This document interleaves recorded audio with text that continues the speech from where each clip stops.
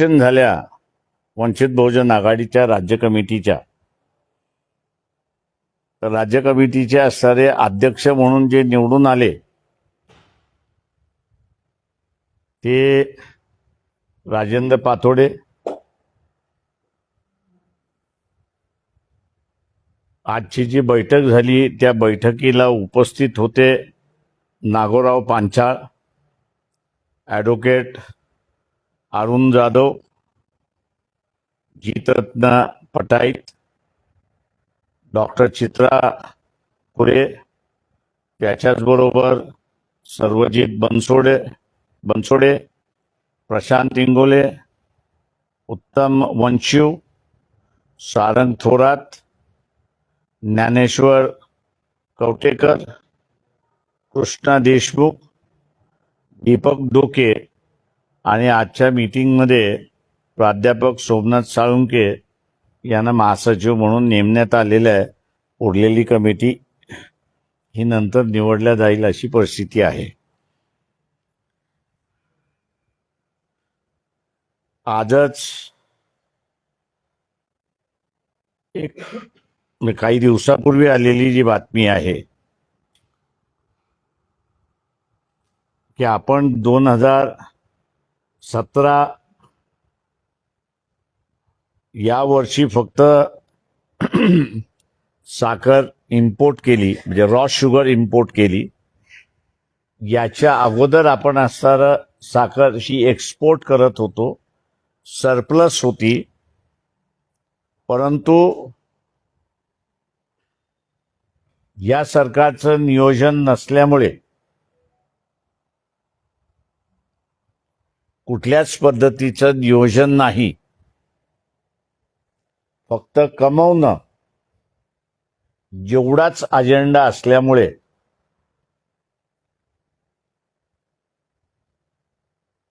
Raw sugar जी आहे आणि मळी जी आहे ही इथेनॉलकडे वळवल्यामुळे यावर्षी भारताला डबल किमतीमध्ये 10 मिलियन टन साखर आयात करावी लागते अशी परिस्थिती आहे. आज साखरेचा भाव 80 रुपये आहे. येत्या 10-12 दिवसामध्ये तो 100 रुपयावरती जाईल.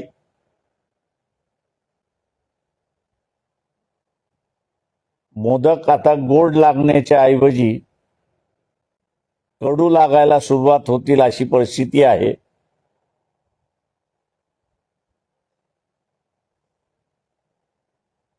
लागोपाठ सण आहेत. नवरात्र आहे, दिवाळी आहे. शासन हे आम्ही धर्माने हिंदू आहोत असं म्हणतात आणि धर्माचं आम्ही संरक्षण करतो असं गाजावाजा करतायत. परंतु धर्म पाळत असताना सण हा सुद्धा एक अविभाज्य भाग आहे.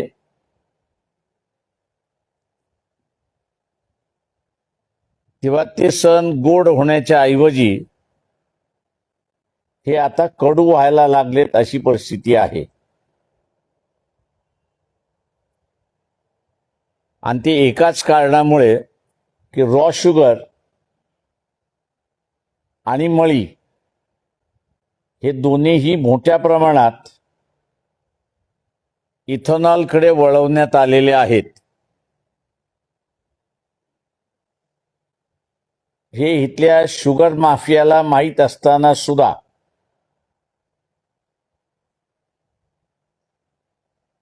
ही शुगर माफिया शांततेने बसले. कारण का त्यांच्या लक्षात आलं की एवढ्या मोठ्या प्रमाणात रॉ शुगर आणि इथेनॉल करण्यासाठी गेलं तर भारताला लागणारी साखर ह्याच्यामध्ये शॉर्टफॉल होणार आहे. महाराष्ट्र हा 30% साखर देशाची प्रोड्यूस करतो, तेव्हा ह्या शुगर माफियाने एकदम साखरेचे भाव वाढवले आणि ते अजून वाढवतील अशी परिस्थिती आहे.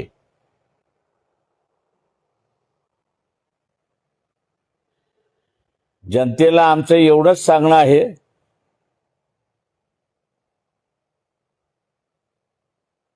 ही परिस्थिती नियंत्रणाखाली आणायची असेल तर सत्तेमध्ये बसलेले जे पक्ष आहेत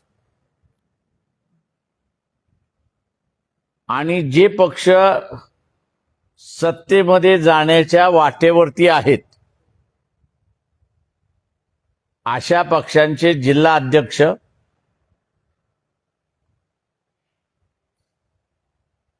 पंचायत समितीचे सदस्य, जिल्हा परिषदेचे सदस्य, नगरपालिकेमधले निवडून आलेले सदस्य, आमदार खासदार यांच्या घरासमोर धरणं धरल्याशिवाय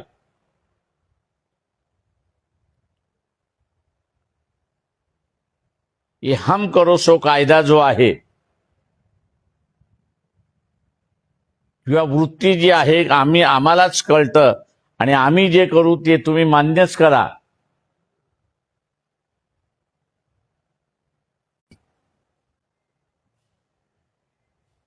आणि म्हणून रोखठोक भूमिका आम्ही त्या ठिकाणी घेऊ शकतो. हे आंदोलन आणि साखरेचा भाव हा पुन्हा कमी करायचा असेल तर जनतेने हे आंदोलन आपल्या हातामध्ये घेतलं पाहिजे आणि जनतेनेच उतरलं पाहिजे, तरच साखरेतली गोडवा कायम राहील. नाही तर कडूपणा आपल्या सगळ्यांनाच टेस्ट करावं लागेल अशी परिस्थिती आहे. आपण आता विचारा.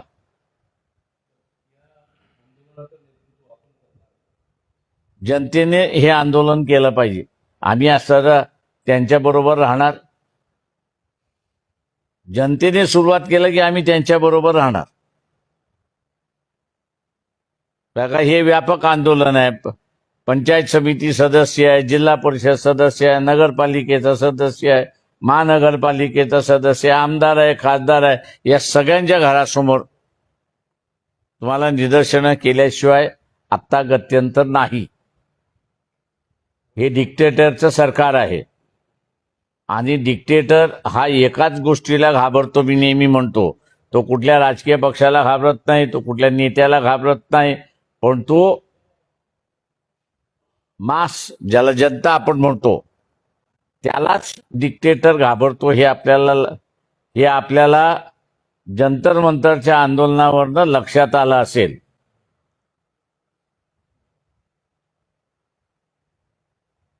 सरकारने सामान्य जनतेला प्रत्येक गोष्टीसाठी लाईनीमध्ये उभं करून टाकलेलं आहे, ताकी त्यांच्या या योजनेकडे कुठे त्यांचं लक्ष जाऊ नये. आणि प्रत्येक गोष्टीला केवायसी करा, राशन कार्ड असेल, गॅस असेल, लाडकी बहीण असेल, अर्ध तिकीट असेल, याची विभागणी केलेली असताना आता सर्वसामान्य जनतेनं परत या गोष्टीकडे कसं लक्ष देईल? प्रत्येक गोष्टीला लाईनीमध्ये उभा करून टाकलेलं. हो, मान्य आहे ना तुमचं की त्यांनी प्रत्येक गोष्टीला लाईनीमध्ये उभं राहिलेलं आहे. पण इथे असणारा आज साखर आहे, उद्या अजून काहीतरी होईल. हे माफियाचं सरकार आहे. किंवा माफिया काय प्लॅनिंग करतो काय कोणाला माहिती. त्यांनी प्लॅनिंग करून बाहेर काढलं की आपल्याला कळतं की हा प्लॅनिंग हे ज्यांचं झालं. तुमचं म्हणणं बरोबर आहे की त्यांनी सगळ्याच गोष्टीला असताना रजिस्ट्रेशन केलेलं आहे.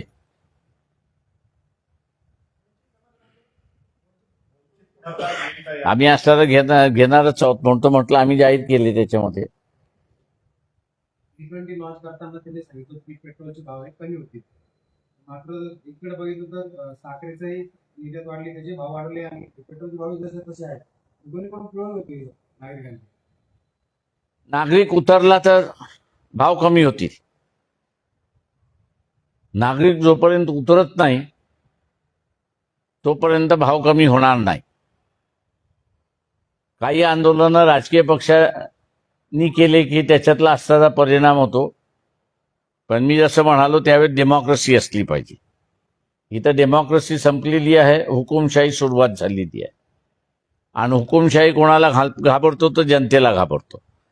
जंतर मंतरवरनं दिसलेलं आहे. लोकांनी उतरावं, यांच्या घरासमोर निदर्शनं करावी, तिरंगा घेऊन यांच्या घरासमोर तिरंगा घेऊन यांच्या घरासमोर निदर्शनं करावी. आणि जनतेने ही हिंमत दाखवलीच पाहिजे. तरुण वर्ग निदर्शनासाठी पुढे आला, पोलीस प्रशासनाच्या माध्यमातून जाहीर वक्तव्य केलं जातं की तुम्ही जर निदर्शन करत असाल तर तुमचं कॅरेक्टर खराब होऊन जाईल, भविष्यात तुम्हाला काही मिळणार नाही. दिल्लीमध्ये असताना मी तिथे म्हणालो होतो, पोलीस असं सांगायला लागला की त्याला ठोकायला सुरुवात करा. शेवटी असणारं जे आहेत, मालक ही जनता आहे. आणि मालक ही जनता असल्यामुळे कायदा आणि सुव्यवस्था करण्याची जबाबदारी ही जनतेची आहे, पोलिसाची नाही. तेव्हा जनतेने हा कायदा सुव्यवस्था लागू करण्याचं हातात घेतलं, हा त्याचा नैसर्गिक अधिकाराचा त्यांनी वापर केलेला आहे. त्यांनी कुठल्याही कायद्याचं उल्लंघन होत नाही. सत्ताधारी बसलेला जो आहे, पोलीस हा जो आहे, हा जनतेचा नोकर आहे. जेव्हा जनता कायदा हातामध्ये घेते त्यावेळेस ते राज्यच स्वतःच्या ताब्यामध्ये घेते, अशी परिस्थिती आहे. मतदार हा इन्क्लूड केला जाणार आहे.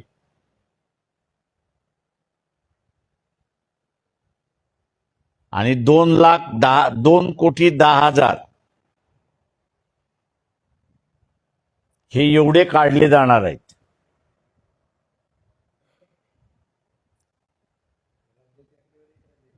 हे राज्याची आकडेवारी देतोय, महाराष्ट्राची. तुम्हाला तेलंगणा पाहिजे ते तेलंगणाही देतो. साखरेचे भाव उधारले त्यामुळे पुढे शेतकऱ्यांना उसाला चांगला भाव मिळेल? अजिबात नाही. भाव फिक्स झालाय.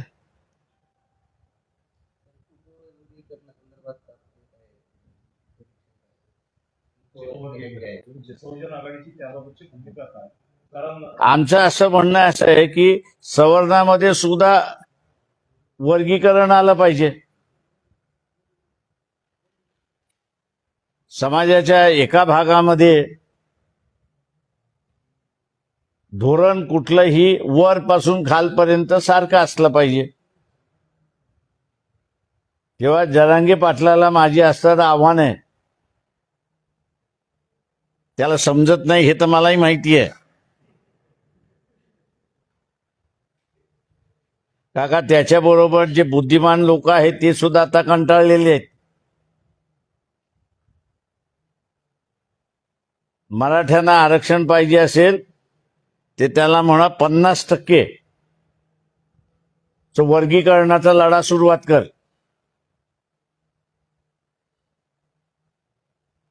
त्यांनी 50% मध्ये लढा सुरुवात केला. तो जेवढं मागतोय त्याच्यापेक्षा जास्ती त्याला मिळेल.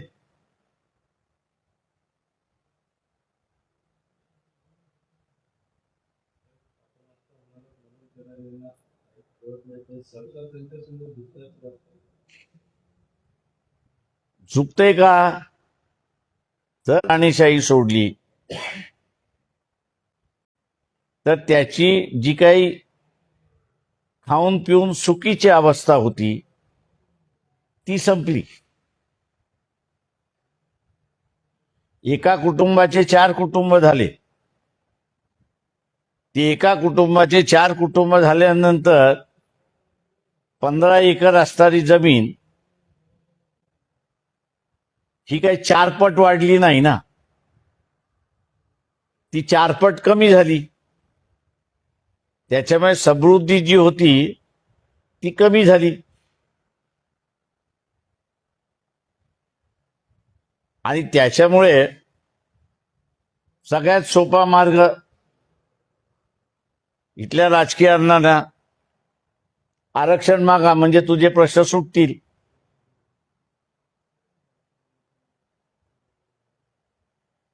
हा वर्गीकरणाचा लढा जरांगेने सुरुवात करावा.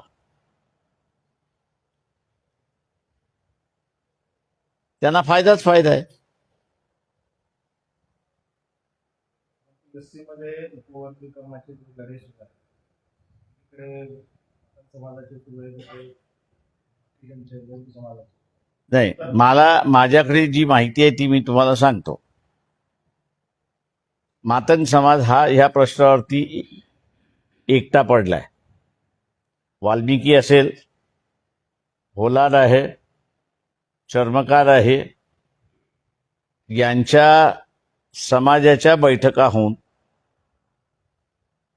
आमचा वर्गीकरणाला विरोध आहे ही त्यांची भूमिका आहे.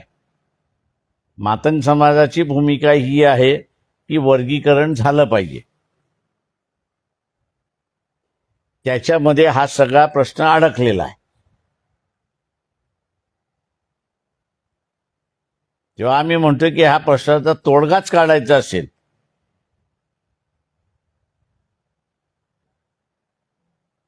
तर आरक्षण हे 50% आहे. उरलेलं 50% जनरल आहे. त्या जनरलमध्ये सुद्धा हा वर्गीकरणाच्या माध्यमातून न्याय मिळतो. म्हणजे जरांगे दोन्ही बाजूने तबले वाजवायला मोकळा झाला. ओबीसीच्या बाजूने सुद्धा आणि जनरल ह्याच्यामध्ये सुद्धा. म्हणून मगाशी म्हटलं त्याला समजलं तो इथला हिरो.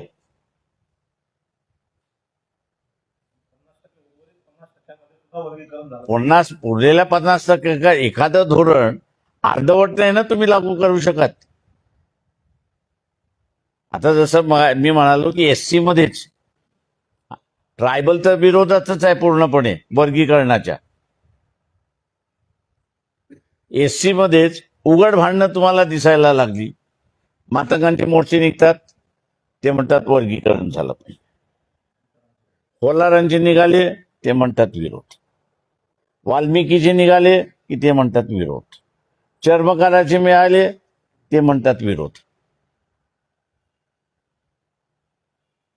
त्याच्यामुळे एकसारखं धोरण जर आलं, जसं आरक्षणाच्या 50%ला धोरण आलं, तसं खुल्या वर्गातल्या 50%ला हेच धोरण लागलं वर्गीकरणाचं, तर भांडणच मिटून जातं.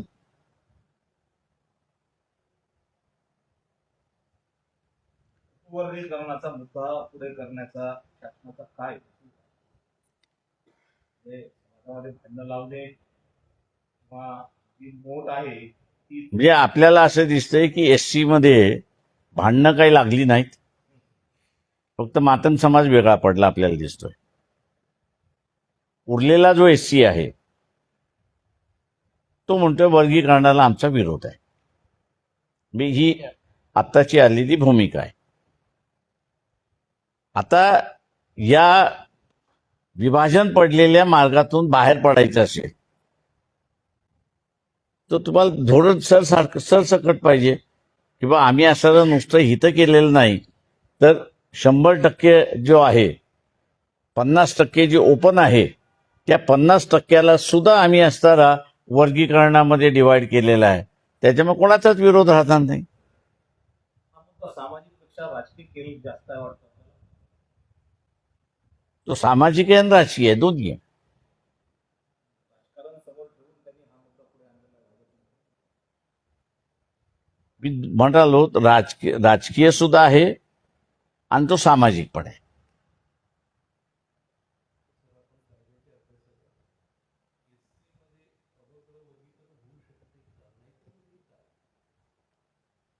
मी मागेही म्हणालो होतो की गवईंनी दिलेला निर्णय पूर्णपणे, गवई आणि चंद्रचूडने दिलेला निर्णय पूर्णपणे बेकायदेशीर आहे.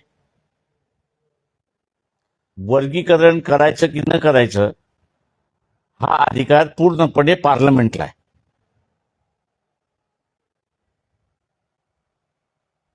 पण सुप्रीम कोर्ट आहे, निर्णय दिला, मान्य करा.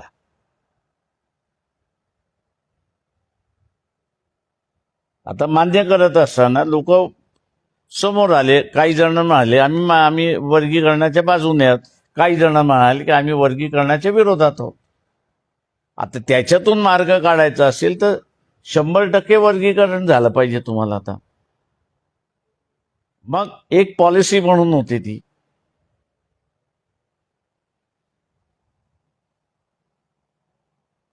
म्हणतात ती बदल समितीची नेमलेली बदल समिती जी आहे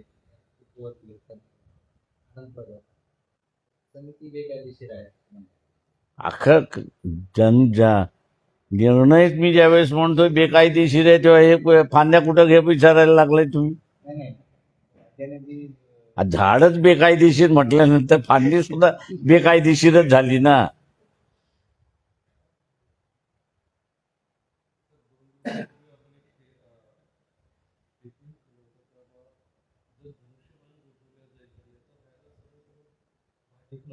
बरोबर आहे. उद्धव म्हणाले का की फायदा होणार नाही बीजेपीला म्हणून? एकनाथ शिंदे असं म्हणाले का की गोठवलं तर फायदा बीजेपीला होणार नाही म्हणून? वस्तुस्थिती आहे, त्यांना फायदा होणारच आहे. तो भगदड मागणारच आहे. शिंदेचा पर्याय भाजपच राहणार आहे. दोघांनाही भाजपारी आहे.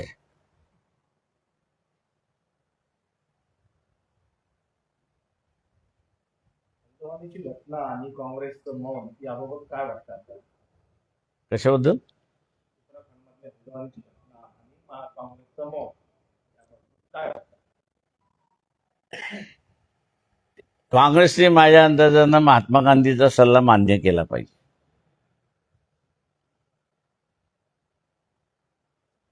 कारण त्यांना स्वतःला राष्ट्रीय पक्ष म्हणतात, पण राष्ट्रीय पक्ष म्हटल्यानंतर भूमिका ही गोड असते आणि कडवी असते, पण भूमिका ह्या घ्याव्या लागतात. आता जर तुम्हाला भूमिका घेण्याची ताकदच राहिली नसेल तर माझं म्हणणं आहे महात्मा गांधी जिंदाबाद. त्यांच्या राष्ट्रीय अध्यक्षाचा एवढा अपमान होत असताना त्यांचा कोणताही नेता रस्त्यावर उतरलेला नाही. नवीन नाही, बाबू जगजीवन रामचा सुद्धा अपमान माझ्या अंदाजानं जनता पार्टी असताना झाला होता. संपूर्णानंदच्या पुतळ्याचं त्यांनी असं पटनामध्ये उद्घाटन केलं आणि ते झाल्यानंतर त्या संपूर्णानंद पुतळ्याचं जे आहे ते त्याचा दुधाने अभिषेक करण्यात आला होता. त्याच्यामुळे इथल्या राजकीय पक्ष जे आहेत हे इथे म्हणेन की हा जो सगळा आरक्षित वर्ग आहे त्याला हा धडा आहे की तुझी काय किंमत आहे तेवढी बघतो.